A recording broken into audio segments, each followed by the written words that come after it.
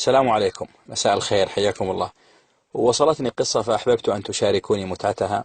يقال أن أحد الخلفاء استدعى شعراء مصر، فصادفهم شاعر فقير بيده جرة فارغة ذاهبا بها إلى البحر ليبلعها، فتبعهم إلى أن وصلوا إلى دار الخلافة، فبالغ الخليفة في إكرامهم والإنعام عليهم، ولما رأى الرجل والجرة على كتفه ونظر إلى ثيابه الرثة قال له: من أنت؟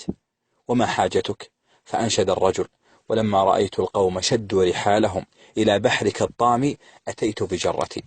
فقال الخليفة: املأوا له الجرة ذهبا وفضة. فحسده بعض الحاضرين وقالوا: هذا فقير مجنون لا يعرف قيمة المال، فلربما أتلفه وضيعه. فقال الخليفة: هو ماله يفعل به ما يشاء. فملئت له جرته ذهبا، وخرج إلى الباب هذا الفقير بهذه الجرة، ففرق المال لجميع الفقراء. فبلغ ذلك الخليفة فاستدعاه وسأله عن ذلك، فقال: يجود علينا الخيرون بمالهم ونحن بمال الخيرين نجود. فأعجب الخليفة بجوابه وأمر أن تملأ جرته 10 مرات، وقال: الحسنة ب10 أمثالها.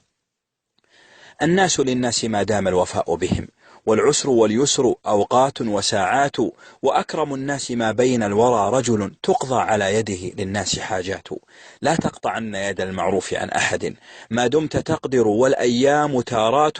واذكر فضيلة صنع الله إذ جعلت إليك، لا لك عند الناس حاجات. قد مات قوم وما ماتت فضائلهم، وعاش قوم وهم في الناس أموات. وسلامتكم.